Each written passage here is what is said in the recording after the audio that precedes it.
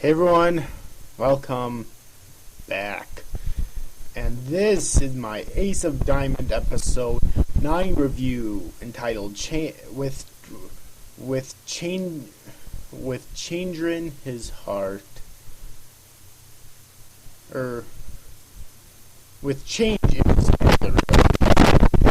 So this episode, for the most part, until to the very end, I felt was kind of not. It didn't really get as much done as the last episode did. I mean, this episode actually started out very, humorous, really.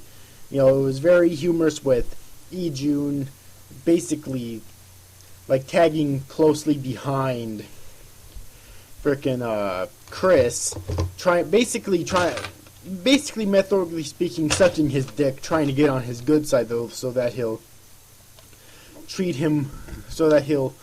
basically train him seriously so that Ijun can get better, so that Chris can consider Ijun to be on his level, in essence.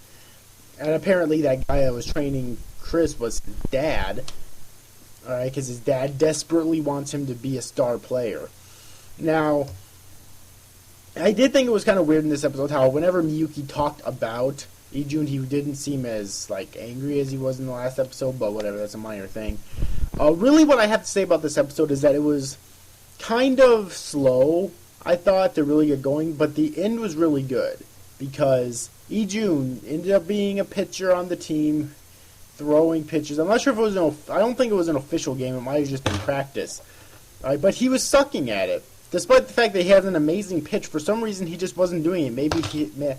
I don't know, maybe it was just the pressure, perhaps?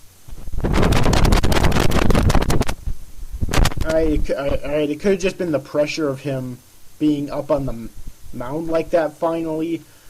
I don't know, but that one lady that ended up bringing him to that school ended up making him step down so that they could choose a different pitcher, which obviously crushed him. Now, first off, I'll talk more about that in just a second, but first off, I just want to say, I don't know who that lady really is, but she's always sticking around there. When I first started the series, and I kept forgetting to mention this, so I'm glad I remembered it now. When I first started watching this series, I initially thought she was just a random recruiter, and we'd maybe, see her a few more times again, but she wouldn't really be a major player in this. But now it's or in this series, rather, but now it's she's there.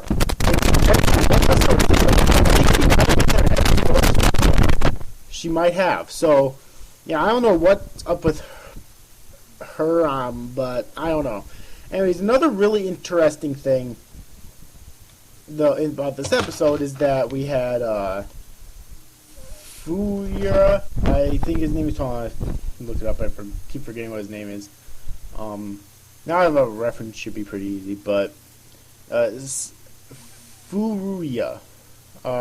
Satoru is what I'll call him. Satoru, we learned exactly how he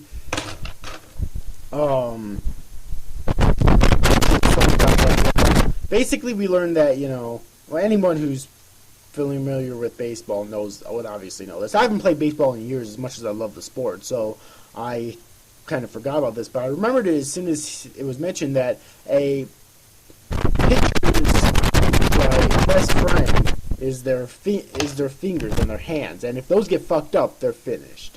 They can't play anymore, obviously.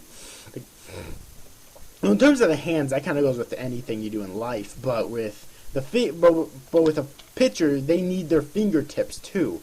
But Satoru decided to take advantage of this, and he actually put all the weight. He has actually the technique he uses to put all the weight and force and pressure of his throw in his fingertips in order to make it as strong as possible, which I thought was actually very interesting. Okay, but of course this made his fingertips start to bleed eventually. So yeah, that's hardcore. When you're a pitcher and your pitch is starting to make your fingertips bleed, you know you're a fucking hardcore pitcher, despite the fact this dude's a first year. Okay, and so the coach makes him sit. Well, Miyuki makes him go to the coach, and the coach makes him sit out, and instead Tanba ends up taking his position as the pitcher. Okay, So I thought that was actually really good, and I mentioned this in my last episode review, but I really like how this series focuses a lot more on other characters rather than just the main character. Other characters get development, other characters get needed development and needed screen time. Okay, so I do really like that, and I really love the explanation of exactly how Satoru's throws are so fucking strong, are so fucking good despite being the first year. Okay, so that was really good. And then I like the ending scene too, where we had Satoru and Ijun talking to each other on the field. Alright, it ends with them basically training together in terms they're both using a tire and running, basically. Alright. Anyone else find it creepy how Ijun's referring to the tire as his fucking partner? Like, really? But anyways, that about wraps it up for what happened in this episode and my review in general. It was quite a good episode. Definitely a lot slower than the last episode, but it did it in such a way where even though it was slow, it still got some stuff done. And the end of the episode is definitely, or towards the end of the episode and the end of the episode is definitely the best two parts, I think, because we could tell that Ijun was crushed when he had to step down from the mound. All right, but he's still not really giving up. He's one of those characters that he won't give up no matter what. Then again, personality-wise, he is an Eren Jagger clone, so I shouldn't be too surprised. But anyways, overall, I hope you enjoyed this review, guys. See you after, guys. Thanks for watching. Bye-bye.